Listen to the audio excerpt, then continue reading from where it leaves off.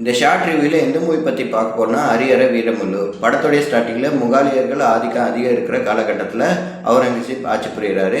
மசலி படத்தில் ஹீரோவான பவன் கல்யாண் ஒரு சில திருட்டு வேலைகள் செய்கிறாரு.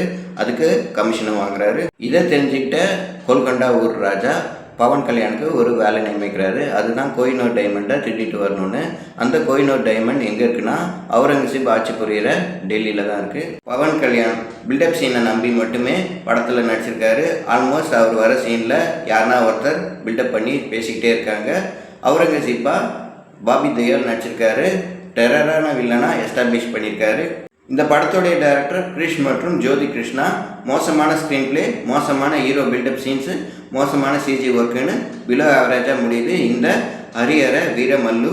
நிதி அகர்வால் இந்த படத்துக்கு ஹீரோயினாக நடிச்சிருக்காங்க. நடிக்கவே ரொம்பவே கஷ்டப்படுறாங்க இந்த படம் ஃபுல்லாக.